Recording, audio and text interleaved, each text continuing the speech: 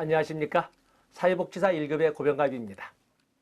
이번 시간에는 2014년도에 시행되었던 제12회 사회복지사 1급 국가시험에 1교시 두 번째 교과인 사회복지조사론의 기출문제를 풀어보도록 하겠습니다. 자, 우리가 기출문제라고 해서 지나간 문제라고 생각하지 마시고 출제위원들이 중요시하는 문제가 어느 영역에 있구나, 여러분 교재에 어느 페이지에 있구나를 확인해 보는 절차거든요. 그래서 기출문제, 지나간 문제가 아니라 예상 문제라고 생각하시고 접근하시면 됩니다. 자, 첫 번째 문제, 두 번째 교과이기 때문에 26번부터 시작을 합니다. 자, 교재를 펴시면 26번에 보시면 단일 사례 연구에 대한 설명으로 옳지 않은 것은, 단일 사례 연구 또는 단일 사례 연구 설계라고 하는 것은 하나의 클라이언트를 가지고 접근을 하되 단계를 아주 명확히 하고, 그리고 반복 측정을 통해서 또 이론이 아닌 경험적 절차를 통해서 개입 효과를 확인해 보고자 하는 그런 연구나 연구 설계를 단일 사례 연구 설계라고 합니다. 자, 그러면 단일 사례로서는 개인, 가족, 단체 등이 분석 대상이다. 단일 사례 연구 설계는 그야말로 개인이든 아니면 가족이든 집단이든 사회든 또는 조직이든 지역사회든 하나의 클라이언트를 대상으로 하는 것이지 어느 것만으로 딱 고정되어 있지는 않습니다. 여러 명의 조사 대상에게 개입 시기를 다르게 하면 우연한 사건 효과를 통제할 수 있다. 여러 명의 조사 대상들에게 개입 시기, 이렇게 보면 우리가 보면 복수 기초선 설계와 같은 이런 설계를 더욱이나 개입 시기마저도 다르게 한다면은 우연한 사건 효과를 통제할 수 있다. 기초선으로 성숙 효과를 통제할 수 있다. 단일 사례 연구 설계에서는 단계를 기초선 단계와 그리고 개입 단계, 맞으면 개입 전 단계를 기초선 단계라고 하는데 대문자 A로 쓰자라고 학계에 약속이 되어 있고, 그리고 개입 단계, 개입 국면은 대문자 B로 쓰자고 되어 있습니다.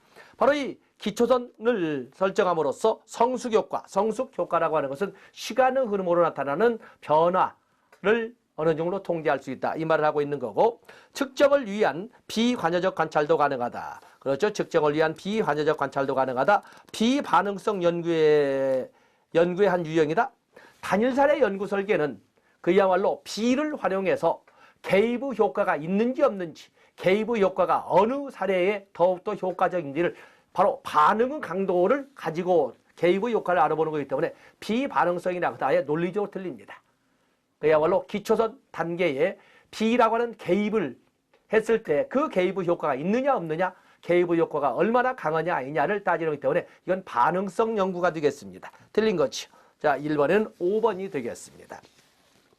다음에 27번에 보시면 다음과 같은 조사 방법의 특징으로 옳은 것은, 다음과 같은 보편적 복지에 대한 한국 사회의 인식 변화를 알아보고자 과거 10년간 한국의 주요 일간지 보도자료를 분석하고자 한다. 표집이 불가능하다? 10년간의 한국 일간지에는 얼마나 많은 일간지가 있겠습니까? 전국의 일간지도 있을 것이고 아니면 지방마다의 일간지가 있을 건데, 거기에서 한국 사회의 인식의 변화에서 여성에 대한 인식 변화, 대북관에 대한 인식 변화, 환경에 대한 인식 변화, 뭐 이런 등등등 다양한 이슈에 대한 인식의 변화를 그 중에 몇 개의 사례를 가지고 그 사례 중에서도 몇 개의 표본을 뽑아가지고 할 수 있죠. 표집이 가능하죠. 수량 분석 당연히 가능합니다. 보도 자료 문장에 나타나는 숨은 내용을 코딩할 수 없다. 숨은 내용의 의미 해석해 볼 수 있습니다. 숨은 내용은 찾아볼 수는 없으나 그러나 숨은 내용을 추적 또는 의미 분석이나 해석은 해볼 수가 있어. 어느 정도 추정은 해볼 수가 있다. 없다가 틀린 거고, 인간의 모든 형태의 기록, 의사소통 기록물을 활용할 수 있다. 10년간의 주요 일간, 이건 지금 내용 분석법을 설명하고 있잖아요. 자, 이건 맞는 거죠. 사전조사 필요합니다. 다 거기 오시면 사전조사, 주요 일간지가 뭐가 있는지 이런 등등, 그리고 어떤 측면에서 변화가 도드라지게 나타났는지 이렇게 해서 사전조사하고 그 중에 표집해서 연구를 하게 되는 거거든요. 답은 4번이 되겠습니다. 그 다음에 28번에 보시면 2차 자료 분석의 특징으로 옳지 않은 것은, 우리가 자료를 분석할 적에 1차 자료와 2차 자료로 나눠볼 수가 있는데, 1차 자료라고 하는 것은 연구자가 직접 개입해서 직접 관여를 해서 이끌어가는 관여적 접근으로 만든 자료는 1차 자료라고 하는 것이고, 그 1차 자료 이외의 기타 자료는 모두 2차 자료라고 합니다. 2차 자료는 결국에 연구자가 아닌 제3자에 의해 타인에 의해서 이미 만들어진 자료로서 주로 관공서 통계 자료라든지 이런 자료들, 스스로가 만든 자료가 아니거든. 다 총칭해서 2차 자료라고 합니다. 2차 자료라고 하는 것은 결국에 그 2차 자료의 내용을 분석하거나 정성적, 소위 통계 분석을 해보거나 아니면 그 내용이 담고 있는 숨어있는 어떠한 의미를 해석, 코딩해보거나 뭐 이런 것들을 하는 것을 2차 자료 분석이라고 합니다. 비교적 적은 비용으로 대규모 사례 분석이 가능하다. 적은 이미 만들어진 자료, 더욱이나 이제는 문헌 분석을 넘어서 이제는 인터넷을 이용해서 엄청나게 많은 자료를 아주 함축적으로 이렇게 분석해 볼 수 있거든요. 그래서 대규모 사례 분석이 가능하다. 자료의 결측법을 추적할 수 있다. 결측법이라고 하는 것은 잘 쓰지 않는데 통계에서는 씁니다만 우리 시험제 결측, 빠져있는 게 미싱 밸류라고 하는 거죠. 결측값이라고 하는 것은 결측값. 결측값을 우리가 결측값이라고 할 때 미싱 밸류. 미싱 밸류라고 하는데 빠져있는 자료에 대해서 또는 빠져있는 자료에 대한 분석을 추적할 수 있다. 자료의 2차 자료 분석은 타인에 의해서 만들어졌기 때문에 빠져있는 것을 임으로 마치 1차 자료처럼 자기가 연구자가 거듭 추적할 수 있다는 것은 좀 과하고 좀 다뤄보겠습니다. 자료를 직접 수집 안 해도 된다. 그렇죠? 비관여적 접근이니까 기존 데이터를 수정 편집해 분석할 수 있다. 그렇습니다. 정부나 연구소 등의 통계 자료를 활용할 수 있다. 그게 바로 2차 자료죠. 보통 우리가 2차 자료 그러면 사회 지표 분석이라고 설명하기도 합니다. 여기서는 가장 있는 것이 빠져있는 값을 제3자의 입장에 있는 연구자가 찾아낸다는 것은 굳이 높게 한다면 우리 것처럼 코딩해 볼 수 있다라고 이렇게 숨은 내용을 코딩해 볼 수 있다라고 설명을 하겠지만 자, 여튼 그 중에 가장 하자가 있는 것은 답이 2번이 되겠습니다. 29번에 보시면 조절 변수를 활용한 가설에 대하여 해당하는 것은 자, 우리가 변수라고 할 적에는 변수 우리가 변수 그러면 또는 변수 변인 그러죠. 여기에는 독립변인도 있고 종속변인도 있습니다. 여기는 독립변인은 영향력을 행사하는 변인으로서 원인변수라고 이렇게 하는 데 비해서 종속변인이라는 것은 그 독립변수의 영향을 받아 변화하는 결과변수라고 이렇게 설명할 수가 있습니다. 그래서 양자의 관계를 가지고 하는 것이 바로 실험 연구, 실험 설계가 되는데 그에 비해서 매개 변수는 독립변인과 독립변인의 결과물이면서 동시에 종속변인의 원인의 역할을 수행하는 것이 바로 매개 변수가 되겠어요. 그렇기 때문에 이 매개 변수라는 것은 독립변수와 종속변수 사이에 존재하지만 독립변수가 사라지게 되면 매개 변수는 당연히 사라지게 됩니다. 왜냐하면 독립변수의 결과물이면서 종속변인의 원인이기 때문에. 그에 비해서 조절변수라고 하는 것은 이것은 독립변인과 독립변인의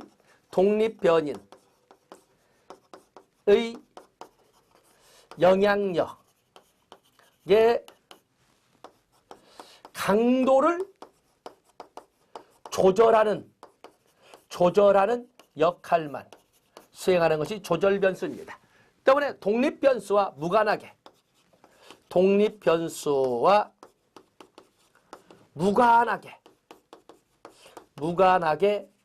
존재하는 변수로 독립변수가 사라지게 되면 조절변수는 독립변수가 사라진다고 해도 조절변수는 본래 존재했던 것처럼 그냥 의연하게 독립적으로 살아남을 수가 있습니다. 그래서 매개변수와 조절변수는 유형적으로는 독립변수와 종속변인 사이에 존재를 하지만 그러나 역할이 전혀 다릅니다. 그래서 봐주시면 되는데 소득은 삶의 만족도에 영향을 미친다. 그러면 소득은 독립변인이고 삶의 만족도는 영향을 받는 거기 때문에 종속변수가 되겠습니다. 소득이 삶의 만족도에 미치는 영향, 소득은 독립변수, 삶의 만족도는 종속변수. 영향은 성별에 따라 다르다. 소득이 삶에 대하여 남자라면 여자라면 어느 쪽이 더 큰 영향을 미칠까라고 따지는 건데 이 성별이라고 하는 것이 조절 변수가 되겠습니다.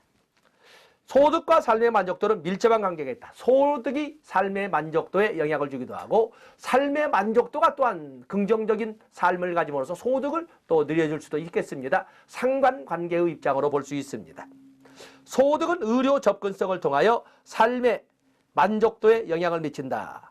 소득은 독립변수, 영향을 받는 삶의 만족도는 종속변수. 의료 접근성을 통해 소득이 많으면 의료 접근성이 높겠죠. 의료 접근성이 높으면 삶의 만족도도 높아질 수가 있습니다. 이때 의료 접근성이라고 하는 것은 매개 변수의 역할을 합니다. 비슷한 소득일 때 거주지역에 따라 삶의 만족도는 차이가 있다. 비슷한 소득이라는 것은 상황 변수고 놔두고 거주지역은 삶의 만족도의 차이가 있다. 거주지역은 독립변수, 삶의 만족도는 종속 변수가 되겠습니다. 2번은 성별, 조절 변수, 4번은 의료 접근성, 매개 변수가 되겠습니다. 다음에 거기 30번에 보시면 표집 오차에 대한 설명으로 옳지 않은 것은 표집 오차는 표본조사에서 발생하는 건데 모집단 자체를 가지고 찾아낸 모수와 표본만 뽑아가지고 찾아낸 통계치 간의 차이를 표집 오차라고 합니다. 모집단, 본래 조사 대상 그 자체를 가지고 조사를 해서 얻게 되는 수치, 그걸 모수치 또는 모수라고 합니다. 모수치와 표본만 뽑아가지고 찾아낸 수치, 그걸 통계치라고 하는데 그 모수치와 통계치 간의 차이가 오차가 적으면 적을수록 정확하다, 신뢰도가 높다 이렇게 설명할 수가 있는 겁니다. 표본 후 통계치와 모수 간의 차이를 의미한다. 일반적으로 표본 규모가 크면 클수록 표집 오차는 작아진다. 그렇죠. 표집의 표본 규모와 표본 후 크기와 여기 나오는 표집 오차는 반비례 관계에 있습니다. 표본 후 선정 과정에서 발생하는 오차이다. 그다음 표본 조사에서 발생합니다. 모집단의 크기에 비례한다. 모집단과는 관련은 없고 표본 후 수나 표본 크기와 반비례 관계에 있습니다. 2번으로 접근하시면 되겠고 모집단 동질성에 영향을 받는다. 좋습니다. 답은 4번이 되겠어요. 31번에 보시면 가로 안에 알맞은 것은 A초등학교는 4학년 수학 능력 시험에 무슨 타당도를 확보하기 위해 수학 교사들의 회의를 통해 연산, 논리, 기하 등을 포함하기로 했다. 자, 우리가 타당도라고 하는 것은 타당도라고 하는 것은 알아보고자 하는 것을 제대로 알아봤는가를 따지는 건데 이 타당도에는 내용 타당도에서 알아볼 내용을 제대로 알아봤느냐를 연구자의 입장이나 교사의 입장에서 알아보는 것은 논리적 타당도라고 하는 것이고 시험자의 입장에서 내가 검사받을 것을 제대로 검사받느냐를 따르는 것은 안면 타당도, 액면 타당도라고 설명을 합니다. 다음에 이 타당도에는 기준 타당도가 있습니다. 기준 타당도 또 준거 타당도라고 하는데 이 기준 타당도, 준거 타당도에는 예언 타당도와 공인 타당도가 있습니다. 목표 달성 유무를 판단하는 것을 기준 또는 규준 이렇게 설명을 하는데 규준이나 준거라고 하는데 이건 준거 타당도라고 합니다. 준거 타당도. 그것을 미래의 시점에 알아보는 것은 준거 타당도의 예언 타당도가 되는 것이고 그것을 검사를 실시한 동시점에 이미 사회적으로 공인받은 다른 검사의 점수와 비교해서 알아보는 것은 공인 타당도, 동시적 타당도라고 합니다. 다음에 구인 타당도라고 하는 것은 구성 개념 타당도죠. 여기에는 수렴 타당도와 변별 타당도가 있습니다. 자, 이렇게 보는데 여기는 초등학교 4학년 수학력 검사에서 무슨 타당도를 확보하기 위하여 그 수학 능력 검사에서 연산, 논리, 기하 등을 다 포함하겠다. 그야말로 수학능력 시험에서 알아볼 검사 받을 것을 다 포함하기로 했다. 뭐냐면 이건 내용 다당도가 되겠어요. 그것도 이거는 교사의 입장에서 보기 때문에 논리적 다당도라고 설명할 수가 있습니다. 답은 1번이 되겠어요. 다음에 32번에 보시면 질적 연구의 조사 도구에 대한 설명으로 옳은 것은, 우리가 연구는 양적 연구와 질적 연구로 나눠볼 수가 있는데, 양적 연구는 동일한 측정, 어떤 연구에서든 간에 동일한 측정 도구를 사용한다고 전제하면서, 그렇기 때문에 연구 결과는 어떠한 경우에도 일반화시킬 수 있다. 그리고 바로 이거는 일반화시킬 수 있는 연구 결과가 있기 때문에 그 연구 결과에 후속되는 다른 연구들이 그 연구 결과와 일치하느냐 아니냐를 하나하나 검증해가는 연역적 접근을 하게 됩니다. 그에 비해서 질적 연구라고 하는 것은 연구나 설계마다 각기 다른 측정의 척도를 사용하기 때문에 연구 결과를 일반화하기는 불가능하고 개별 연구로서만 의미를 갖게 된다. 그렇기 때문에 개별 연구 하나하나마다 그 자체를 가지고 연구의 의미를 산출하게 되는데, 그것을 모으다 보니까 공통된 어떠한 그 요인이 발견되고 그걸 가지고 하나의 원리를 만들어간다. 바로 그런 것은 귀납적 접근이라고 설명을 합니다. 질적 접근은 귀납적 접근을 합니다. 양적 연구라고 하는 것은 결국에 연구자는 하나의 연구를 시행하는 기술이나 기능인에 불과한 것이고, 그 연구가 맞는지 안 맞는지를 확인하는 것은 연구실 밖에 있는 다른 사람들입니다. 그래서 외부자 관점, 에틱적 접근이라고 합니다. 그에 비해서 질적 연구는 바로 연구자가 곧 연구 기능 인력이면서 연구의 옳고 그름을 판단하는 전문가의 입장에 있습니다. 그 때문에 내부자 관점, 임익적 접근이라고 이렇게 설명하고 있는 것입니다. 양적 연구는 논리 실증주의를 선호한 데 비해서 여기는 서로 다른 개념의 상대성을 주장하는 해석적, 현상학적 접근으로 이끌어가고 있습니다. 자, 보겠습니다. 질적 연구의 조사 도구에 관한 설명으로 옳은 것을 모두 고르면 서비스 평가에서 정성적 차원을 분석할 수 있다. 그렇죠? 정성적 분석과 정량적 분석이, 정량적 분석은 수치와 계량화를 말하죠. 근데 질적 연구는 정성적 질적 분석을 할 수밖에 없습니다. 사회복지사 1급 국가시험의 박스 문제 공식 기억번이 맞으면 디귿번 맞습니다. 기억번 틀리면 디귿번 틀립니다. 자, 디귿번 연구자 자신이 도구가 된다. 질적 연구는 그렇죠. 연구자 자신이 기능 인력이면서 옳고 그름의 판단자가 되겠습니다. 양적 도구가 아니므로 신뢰도를 따질 수가 없다. 니은번 질적 연구라고 해서 신뢰도를 따질 수 있니 없니 따질 문제는 아닙니다. 이건 논의의 문제고, 리1번 구조화와 조작화 과정을 거친다. 질적 연구에서는 비구조적, 소위 주관적 개입으로 이렇게 이끌어가 의미 해석하는 주관적 개입을 하고, 주관적인 개입 속에서 의미를 분석하는 해석학적, 현상학적이기 때문에 구조화라는 말은 맞지 않습니다. 답은 기억번, 디귿번 2번이 되겠습니다. 다음에 33번에 보시면 다음은 다양한 표집 방법이 동원된 질적 연구 사례이다. 이 사례에서 동원된 표집 방법이 아닌 것은, 자, 다양한 표집 방법을 아주 난이도를 높여서 이렇게 출제를 해 주셨는데, 자, 희망복지지원단. 희망복지지원단은 2012년에 시군구 단위로 조직된 통합복지 서비스망이죠. 시군 희망복지지원단 2012년입니다. 사례관리자의 역할을 질적으로 분석하기 위해 지난 1년간 담당한 사례가 가장 많은 지자체와 가장 적은 지자체 두 군데를 연구 지역 대상으로 했다. 아울러 전체 지자체 연평균 담당 사례 수가 150인 것을 확인하고 담당 사례 수가 100사례인 경우와 지자체와 200사례인 지자체 두 군데를 추가로 표집하였다. 최대 변화량 표집, 최대 변화량 가장 많은 사례, 예외 사례 표집, 그다음에 의도적 표집, 의도적으로 그렇죠. 그다음에 준예외 사례 표집, 준예외 사례는 거기 가장 많은, 가장 적은, 가장 많은, 가장 적은, 준예외 사례 100사례와 200사례 뽑았죠. 동질적이 아니라 이질적 지자체를 뽑고 있는 거죠. 다른 내용은 모두 언급을 하고, 여기까지 이게 심각하게 공부를 하고 제가 강의하는 입장에서 하지는 못하겠습니다만, 어쨌든 여기에는 동질적이 아니라 이질적 집단, 가장 사례수가 많은 지자체, 가장 적은 지자체, 그리고 준예외 사례로서 평균을 중심으로 해서 근사한 많은 그 적은 이렇게 해서 일정 간격을 두고 지자체를 했기 때문에 이질적 표집을 한 것입니다. 답은 5번이 되겠습니다.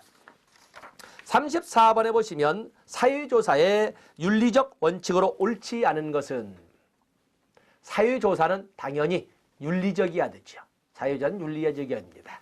때문에 거기 자발적 참여를 유도해야 되고, 그리고 서로 익명성도 보장하면서 비밀 보장도 가능한 한 철저해야 되고, 민감한 정보에 대해서는 아주 비밀 보장과 연결해서 민감한 보호에서는 철저히 가능한 한 보호를 해줘야 되고, 조사 참여로 인한 피해가 발생하지 않도록 노력해야 되고, 뭐 좋은 말도 다 쓸 수 있습니다. 윤리적 원칙은 연구 결과 보고에도 적용된다. 그렇습니다. 고지된 동의는 조사자를 보호하기 위하여 활용될 수 있다. 그렇죠. 고지된 동의는 더 이로운 것뿐만 아니라 해가 될 수 있는 것까지도 다 사전에 고지해서 동의를 받아야 합니다. 연구 참여에 따른 유형과 더불어 혜택도 고지돼야 한다. 고지된 동의는 이렇게 3번처럼 다 고지가 되어야 합니다.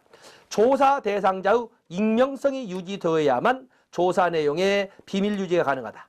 이건 너무 편협해 왔지요. 이건 적어도 사회복지사의 윤리적 전문가로서 윤리적 하나의, 그것이 절대적 의무는 아닐지언정 윤리적 의무인 것처럼 꼭 익명성을 보장해야만이 비밀을 보장한다는 것은 좀 다소 억지에 해당이 되겠습니다. 아동 대상 연구에서는 부모 등 후견인에게 고지된 동의를 받아야 된다. 고지된 동의가 3번 나왔군요. 답은 4번이 되겠습니다. 35번에 보시면 사회복지 조사의 유형에 관한 설명으로 옳은 것을 모두 고르면, 자, 거기 보시면 사회복지 조사의 유형은 우리가 노트 정리를 다 했었습니다만, 목적에 따라서 기술적 조사, 설명적 조사, 탐색적 조사, 시간의 관점을 가지고 횡단적 조사와 종단적 조사, 종단적 조사의 패널 스터디, 트렌드 스터디, 코호트 스터디, 그리고 일반화 또는 개량화 가능성 유무를 가지고 양적 조사와 질적 조사 등으로 나눴습니다. 탐색, 기술, 설명적 조사는 목적에 따른 분류이다. 맞죠? 사회복지사 1급 국가시험 박스의 내용, 박스 문제풀이의 기법, 기억번이 맞으면 디귿번도 맞고 기억번이 틀리면 디귿번도 틀립니다. 자, 디귿번 보겠어요. 2차 자료 분석 연구는 비관자적 연구 방법이다. 그렇죠. 타인에 의해서 이미 만들어진 자료, 2차 자료, 비관여적 연구 방법이지요. 비관여적 연구 방법. 보통 관공서 통계 자료를 주로 사용하는 그런 사회지표 이용 기법 또는 내용 분석법 또는 의미 분석법으로도 이렇게 쓸 수 있는 것이 2차 자료 분석법의 특징이라고 하겠습니다. 기억번, 디귿번 맞습니다. 패널 조사와 동년배 조사는 동일인에 대한 반복 측정을 원칙한다. 동일 주제를 가지고 동일 대상에게 반복 측정해서 변화의 흐름을 찾아내는 것은 패널 스터디입니다. 패널 스터디. 동년배 조사라고 하는 것은 불특정 자수의 일정 세대원을 조사 시점마다 달리 다른 사람들을 뽑아가지고 연구하는 것은 동년배 조사, 동시 경험 집단 조사라고 이렇게 설명하는, 여기는 패널 조사를 말합니다. 틀린 거고, 탐색적 조사의 경우에도 명확한 연구 가설과 구체적 조사 계획이 사전에 수립되어야 된다. 탐색적 조사는 조사 대상에 대한 자료가 거의 주어져 있지 않기 때문에 가설을 설정할 수가 없습니다. 왜냐하면 가설이라고 것은 이미 하나의 명제처럼 제시되어 있는 원리나 명제를 가지고 거기에 바탕을 두고 내리는 잠정적 결론이거든요. 근데 탐색적 조사는 조사 대상에 대하여 알려진 바가 거의 없기 때문에 가설을 설정할 수가 거의 없습니다. 구체적 조사 계획 나올 수가 없습니다. 기억번, 디귿번이 답이 되겠습니다. 다음에 36번을 보시면 실험 설계가 적합한 사항. 내가 여러분에게 실험 연구 또는 실험 연구 설계를 뭐라고 설명했습니까? 실험 설계 또는 실험 연구 설계. 자, 우리가 실험 연구 또는 실험 연구 설계라고 할 적에, 자, 이걸 내가 설명할 적에 뭐라고 설명을 했냐면, 이것은 독립변인을 가미했을 때, 독립변인을 가미했을 때 종속변인의 어떠한 변화가 나타나느냐, 또는 종속변인의 변인으로 나타난 변화가 종속 변인으로 나타난 변화가 독립 변인으로 인한 것이냐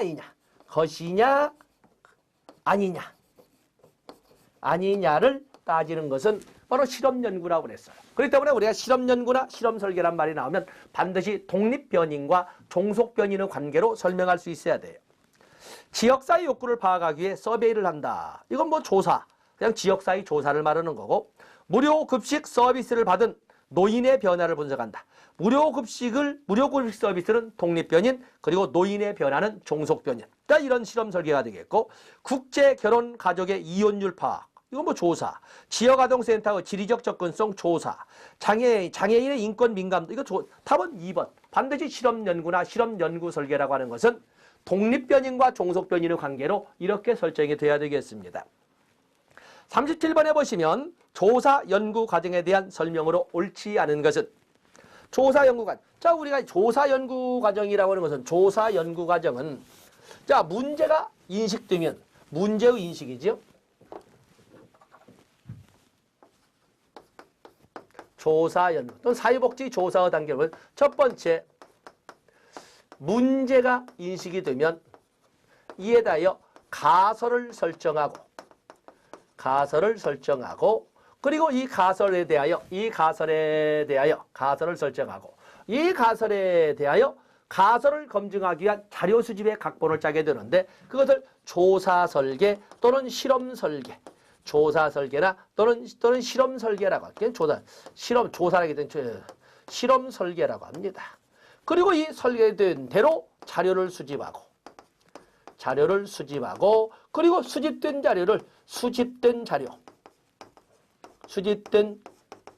자료를 분석해서 그리고 조사의 공공성에 의해서 보고서를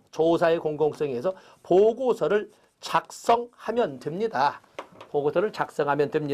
자, 거기 연구 문제의 발견 및 설정은 조사에서 핵심적 부분이다. 다 핵심적이죠. 자, 놔둬보겠습니다. 가설은 연구 문제와 그 이론에 따라 구성되는 것이 바람직하다. 그래서 연구 문제와 그 이론에 따라, 그건 당연하겠지요. 연구 문제 설정은 가설 설정과 조사 설계의 전 단계. 그렇죠. 문제인식은 가설 설정과 조사 설계의 전 단계. 연구 문제 설정에서 비용, 시간, 윤리성 등이 고려돼야 된다. 조사 연구 문제는 자료 분석으로 끝난다. 자료 분석 여기까지 되면 조사라고 하지 않습니다. 적어도 우리가 일반적으로 조사라고 하기 위해서는 조사의 공공성에 의해서 외부에 공개되어야 합니다. 보고서 작성으로 끝납니다. 답은 5번이 되겠어요. 38번에 보시면 측정의 신뢰도와 타당도에 대한 설명으로 옳은 것은 자, 우리가 타당도라고 하는 것은 알아볼 것을 제대로 알아봤느냐, 조사의 정직성. 신뢰도라고 하는 것은 알아볼 것을 얼마나 정확하게 알아봤느냐, 얼마나 오차가 적으냐라고 하는 조사의 정확성 또는 조사의 일관성, 조사의 안정성, 조사의 동질성 등으로 설명하고 있는 것입니다. 자, 거기 보면 동일인이 한 체중계로 여러 번 몸무게를 측정하는 것은 체중계의 타당도를 관련되어 있다. 한 체중계로 여러 번을 검사한다는 것은 이건 검사, 재검사, 신뢰돼야 되는 내용이 되겠습니다. 이건 틀린 거죠. 옳은 것을 잡고 있군요. 편향은 측정의 무작위 오류와 관련되어 있다. 측정에는 거의 하나의 약속된 틀처럼 반복되는 오류가 발생을 하는데 반복되는 오류가 발생하는 경우도 참 많은데 그것을 우리가 체계적 오류라고 하는데 편향, 한쪽으로 길어진 것은 편향이라고 하는데 편향은 체계적 오류에서 관련되어 있습니다. 무작위 오류라는 것은 비체계적 오류를 말합니다. 편향은 아예 굳어진 듯이 기울어진 이 말인데 바로 이것은 체계적 오류와 관련되어 있습니다. 틀린 거고. 자, 다음에 측정 도구의 높은 신뢰성이 측정의 타당성을 보증하지 않는다. 자, 이건 뭐냐면 여기 타당도가 나와 있군요. 타당. 좋습니다. 신뢰도와 타당도 관계.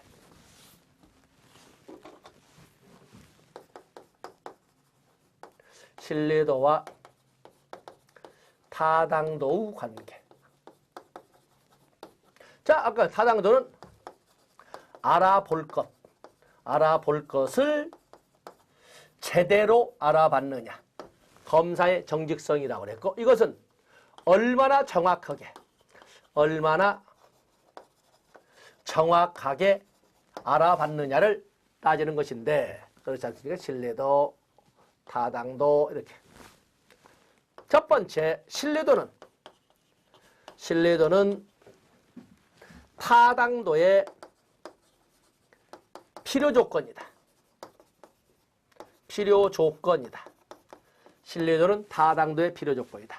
그러므로 신뢰도가 낮으면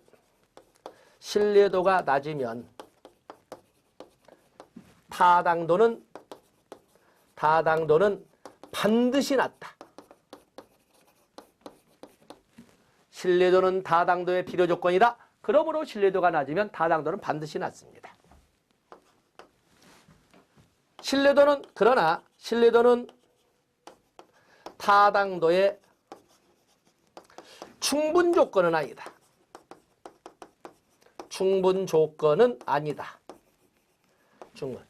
그러므로 신뢰도가 높다고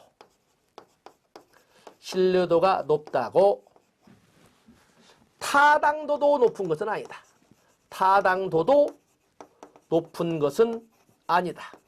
왜냐하면 충분 조건이 아니기 때문에 신뢰도가 높아도 다른 것도 있어야지. 신뢰도만 높다고 타당도가 당연히 높은 것은 아니다.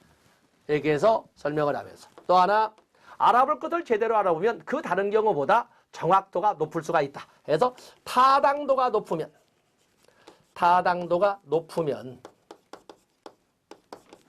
신뢰도는 당연히 높다. 다른 것을 알아볼 때보다는 알아볼 것을 제대로 알아볼 때 검사의 정확성이 높다. 이 말을 지금 하고 있는 것입니다. 바로 이거 다 노트 정리되어 있지요. 다시 한번 확인해 봤습니다. 그래서 측정 도구의 높은 신뢰도, 측정의 타당성을 보증하지는 않지요. 다른 것도 있어야죠. 왜냐하면 신뢰도는 타당도의 충분 조건은 아니니까. 측정 도구의 타당도를 검사하기 위해 반분법을 활용한다. 반분법은 반분 신뢰도를 말합니다. 해당 개념에 관련된 이론적 모형이 필요한 것은 구성개념 타당도나 구인 타당도가 되겠습니다. 답은 3번이 되겠어요. 39번에 보시면 다음 연구 설계의 내용에서 확인할 수 있는 내유의적 타당도 저해 요인에 대한 설명으로 옳은 것은 지진에 의해 정신적 충격에 빠진 재난지역 주민 대상 유기개입 프로그램의 효과성을 검증하고자 한다. 이를 위해 유기개입 직전과 개입 후 한 달 만에 각각 동일한 척도로 디스트레스 정도를 측정해서 비교했다.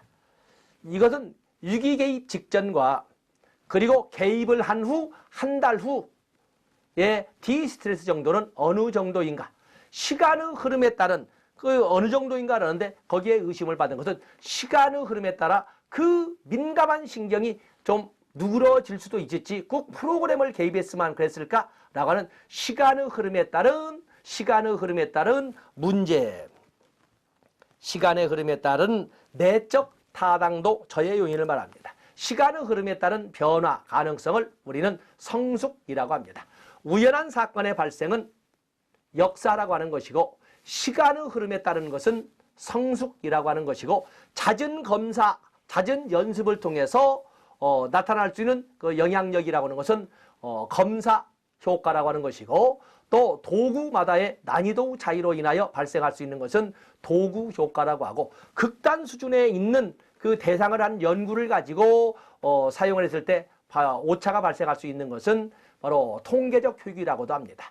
또 그러면 검사 대상을 잘못 선택해서 나올 적에는 잘못된 선택으로 인한 내적 타당도 저해 요인이라고 하는데, 여기는 유기 개입 전과 개입 후 한 달 만에 그 간격 사이에 이런 시간의 경과 사이에 뭔가 문제를 왜곡시킬 수 있는 것이 존재할 수 있다. 그래서 시간의 경과 성숙 효과, 답은 4번이 되겠습니다.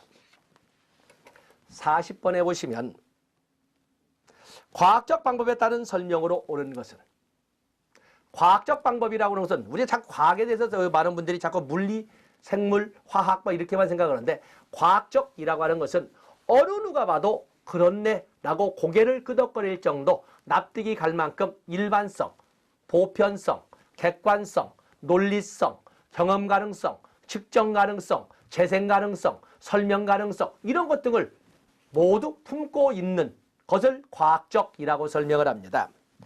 연역적 논리의 상대적 우월성을 지지한다?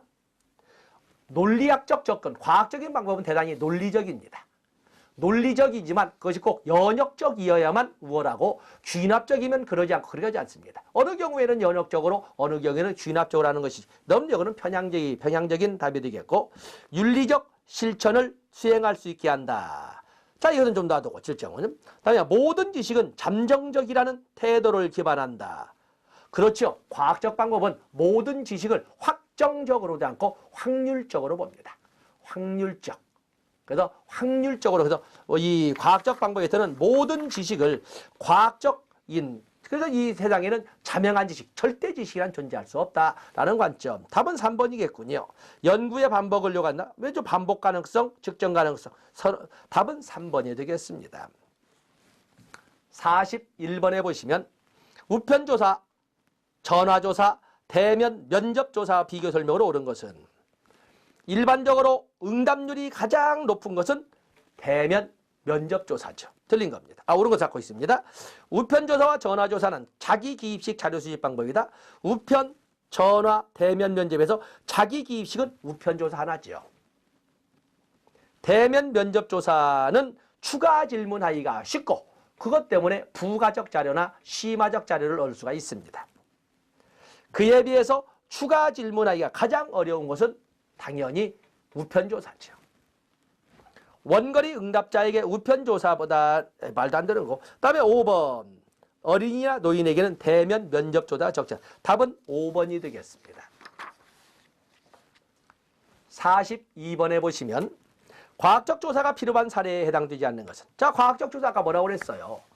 어느 누구나 납득이 가게끔. 절대는 아니지만 어느 정도 고개를 끄덕거릴 만큼은 돼야 돼. 일반성이나 보편성, 객관성, 또 검증 가능성, 실현 가능성, 반복 가능성, 설명 가능성, 재생 가능성, 반복 가능, 재생 가능성이라고 설명. 또 논리성 이런 식으로 설명을 합니다.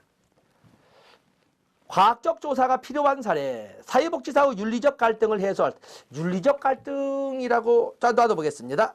결혼 이주민 조사 시 연구자의 문화적 편견을 검토하고 싶을 때, 주민 대표자 응답이 전체 주민의 의견을 대표하고 있는지 알고 싶을 때, 정량평가 외 정성평가를 체계화 싶을 때, 선임 사회복지사의 경험적 지식이 타당하지 알고 싶을 때. 자, 이 경험적 지식이 타당할 때 사회복지사의 윤리적 딜레마를 해소할 적에 윤리적 딜레마를 해소할 적에는 과학적 조사보다는 어떠한 윤리적 원칙을 적용할 것이냐. 보통 로엔버그와 돌고프의 윤리적 원칙을 적용하는 것이지 여기에 무슨 과학적 조사를 하거나 그러지는 않습니다. 어떤 원칙에 어떤 가치에 초점을 둘 것이냐를 가지고 따질 뿐이지. 답은 1번이 가장 무책임한 것이 되겠습니다. 43번에 보시면 설문지 작성에 대한 설명으로 옳지 않은 것은 설문지. 자, 우리가 설문법 또는 질문지법 이렇게 할 수 있는데 폐쇄적 질문의 응답 번주는 최대적 질문이라는 것은 응답 가능한 것을 모두 다 해놓고 선택을 들어가는 법이죠. 응답 범주는 상호 배타적이면서 포괄적이어야 한다. 포괄적이어야. 그렇죠. 상호 배타적이면서 포괄적이어야 됩니다. 응답자의 이해 능력을 고려하여 설문 문항이 그렇죠. 설문 문항이 작성되어야 합니다. 폐쇄형 질문의 응답 번주는 상호 배타적, 답은 3번이군요. 심층적이고 질적인 면접은 대부분 개방형 질문으로 한다. 이중 질문, 부정적 질문, 선동적 질문은 가능한 한 배제되어야 합니다. 44번에 보시면 변수에 관한 설명으로 옳은 것은 변수 문제 또 나왔군요. 독립변수는 모든 형태의 척도가 활용될 수 있다. 명목척도, 서열척도, 동간척도, 비율척도가 있는데 독립변수는 모든 형태의 척도를 활용할 수 있습니다. 매개변수는 독립변수의 산물이자 동시에 종속변수의 원인으로서 존재하는 것이 되겠습니다. 원인으로서 존재하는 것이 됩니다. 그다음에 통제 변수는 종속 변수와 관련성이 없어야 된다. 통제 변수는 결국에 제거돼야 될 그 이유는 독립변인이 아닌데도 불구하고 종속 변인의 영향력을 행사하기 때문에 제거되는 겁니다. 그래서 독립 변수와 그래서 여기는 관련이 있기 때문에 통제 변수 지위를 갖는 겁니다. 이 관련이 있기 때문에 그래서 관련이 있기 때문에 다음에 조절 변수는 독립 변수에 영향을 준다? 아니죠. 조절 변수는 독립 변수에는 관련 없이 단지 독립 변수와 종속 변수의 사이가 있으면서 독립 변수가 종속 변수에 미치는 영향력의 강도만 조절할 뿐이에요. 독립 변수와는 사실상 어떤 관련성은 없다고 봐도 됩니다.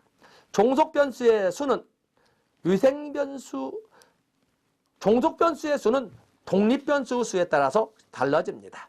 여기서 옳은 것은 뭐 1번밖에 없군요. 45번에 보시면 실험 설계의 내적 타당도에 대한 설명을 옳지 않은 것. 아까 내적 타당도 마침 성수구 문제도 나왔었습니다만은 실험 요인 외에 대안적 설명을 배제하고자 한다. 그리고 실험 요인이 뭐예요? 바로 독립변인 이외에 다른 경쟁 가설 배제를 말하고 있는 거죠. 인과관계에 대한 확신의 정도와 관련이다. 인과관계에 대한 확신. 독립 변수가 간이가 되면 종속 변수에 변화가 있어야 됩니다. 자, 이것은 비교, 공동 변화를 말하고 있는 거죠. 우연한 사건의 영향을 배제하는 것이 필요하다. 우연한 사건의 영향. 바로 여기 봐도 우연한 사건, 우연한 사건은 역사와 같은 내적 타당도 변화 요인을, 예적 타당도 배제 요인을 뽑아내자는 거죠. 답력이 나왔군요. 일반화 가능성, 현장 적용 가능성은 외적 타당도라고 합니다. 다른 거 볼 것도 없었군요. 답은 4번이 되겠어요. 답은 4번이 되겠습니다. 46번에 보시면 노인의 우울에 대하여 연구할 때 조작적 정의 단계에 해당하는 것은, 자, 우리가 정의를 할 적에 어떠한 사전식, 명목성, 명목적 이런 정의를 우리가 개념적 정의라고 합니다. 그것을 보다 애매하고 추상적인 이런 질적 개념을 보다 구체적이고 명료한 양적 개념으로 바꿔놓는, 수량화시키는 그 과정을 조작하라 하고, 그 과정을 거쳐서 나온 개념을 조작적 정의라고 하는 것입니다. 노인의 우울에 대한 조작적 정의, 노인의 우울, 보다 명료하고 구체적인 양적 개념으로 바꿔놓는 것을 조작하라 하고 조작적 정의라고 한다고 그랬습니다. 사전을 참고하여 우울을 명확히 정한다. 우울을 명확히 정의하는 것은 조작적 정의입니다. 근데 문제는 사전을 참고했네. 사전을 참고한 것은 사전 때문에 이것은 개념적 정의가 되겠어요. 사전상 개념적 정의가 되겠어요. 노인의 우울에 대한 기존 연구 결과를 정리한다. 우울 관련 척도를 선택. 답은 3번이군요. 애매하고 추상적인 질적 개념을 구체적이고 명료한 양적 개념, 척도화하는 것은 바로 조작적 정의가 되겠습니다. 답은 3번이 되겠어요. 47번에 보시면 또 척도 문제가 또 하나 왔군요. 척도에 대한 설명으로 옳지 않은 것은 척도.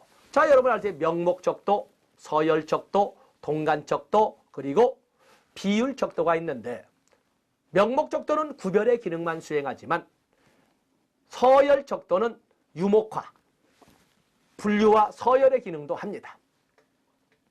거기에는 대표적으로 우리가 총합 척도로서 의미를 갖는 니커트 척도도 있고, 그러면 누적 척도로서 보가더스 척도와 커트만 척도도 있습니다. 그 중에 보가더스 척도는 집단 간 사회적 거리감을 측정하는 척도입니다. 누적 척도로서. 또 보가더스 척도 말고도 커트만 척도가 있다고 그랬습니다. 그 외에도 소시오메트리도 서열 척도가 되겠고, 어이분화 척도도 역시 서열 척도가 되겠어요. 그에 비해서 동간 척도의 예로서는 서스톤 척도가 있습니다. 자, 이런 것인데, 보가더스의 사회적 거리 척도는 누적 척도의 한 종류이다. 그래서 누적 척도, 보가더스 척도와 커트만 척도. 의미분화 척도는 한 쌍에 반대되는 형용사를 가지고 1.5단계 척도, 7단계 척도를 가지고 반대되는 형용사로 양극에 배치해 놓고 표시하도록 하는 것은 어이분화 척도법이 되겠습니다.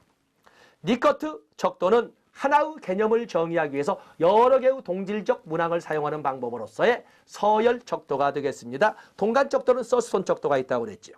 거트만 척도 서열적으로 구성한다. 서스톤 척도 개발하는 방법은 거트만 니커트 척도와 비교하여 많은 시간과 노력이 요구된다. 특히 서스톤 척도는 서열 척도인 니커트 척도에 동간성이 없다는 것을 문제시 삼아서 만든 척도를 등간 척도, 서스톤 척도라고 합니다. 답은 3번이 되겠어요. 48번에 보시면 비확률 표집에 대한 설명으로 옳은 것은 확률 표집과 비확률 표집이 있는데 비확률 표집은 표집 틀이 없을 때 사용을 합니다. 그러면 기억번이 맞으면 디귿번도 맞고 기억번이 틀리면 디귿번 틀려? 질적 연구에 빈번히 사용되는 자, 기억번, 디귿번 다 맞았네요. 니은번, 연구자의 편견이 개입될 수 있다. 그래서 비확률 표집은 연구자의 의도가 있는 의도적 표집, 유의 표집이 있죠. 그 외에도 우연적 표집인 의무 표집도 있고 할당 표집도 있고 누적 표집도 있습니다. 연구 결과를 일반화할 수 있는 것은 이것은 확률 표집이야 되겠습니다. 1번은 틀린 거죠. 49번에 보시면 다음의 표집 방법은 서울의 지역사회복지관에 근무하는 종사자의 직무 만족도를 조사하기 위하여 설문조사를 실시하였다. 지역사회복지관 근무 종사자 직무 만족도 설문조사군요. 표본은 서울시 각 구별 복지관 종사자 비율에 따라 결정된 인원수를 무작위로 모집해야 된다. 무작위로 하면은 유충 표집이 되겠는데 자기적으로 표집하는 순간 할당 표집. 함정은 4번에 있고 그 함정을 벗어나게 한 것이 자기적 표집. 의도를 가지고 숫자를 배정했다는 건데 바로 그 자기적이라고 하는 단어 때문에 할당 표집이 되겠습니다. 답은 1번이 되겠어요. 50번에 보시면 척도 종류를 바르게 짝지은 것은 교육 수준. 척도에는 아까 본 것처럼 명목 척도, 분류만 하는, 그다음에 비교도 하는 서열 척도, 또 거기에다가 더하기 빼기도 가능한 동간 척도, 곱하기 나누기도 가능한, 그리고 비율 척도가 있습니다. 자, 거기 보면 교육 수준, 중졸, 고졸, 대졸. 이것은 뭐 서열 척도, 분류도 하지만 서열 척도. 답은 4번과 5번입니다. 교육 연수, 정규 교육을 받은 기간. 정규 교육은 0부터 시작되지 않습니까? 어느 누구나 0에서 시작되니까 절대 원점이 존재한다. 라고 하는 것은 더하기 빼기뿐만 아니라 곱하기 나누기도 가능한 비율 척도. 답은 5번이군요. 출신, 고등학교, 지역. 이것은 어느 곳과 비교할 수 없는 단지 구별을 할 수 있기 때문에 분류의 개념, 명목 척도, 명명 척도가 되겠습니다. 답은 5번이군요. 자, 이렇게 해서 우리는 2014년도에 있었던 12회 1교시 두 번째 교과인 사회복지 조사론의 기출문제를 분석해 봤습니다. 가만히 보면 저는 풀어가는 데만 기점을 둔 것 같지만 여러분이 풀다 보니까 나오는 데가 어디가 보이네. 좀 보일 겁니다. 이렇게 기출문제를 풀다 보면은 막막한 대해에서 어느 쪽 방향으로 코스를 잡아야 될지가 나오는 거거든요. 그래서 지금 풀이를 했습니다. 다시 한번 너무 꼼꼼히 하지 마시고 다시 한 번만 일독해 주시고 다음 뉴스를 또 반복해 보도록 하겠습니다. 자, 여기까지 하겠습니다. 고맙습니다.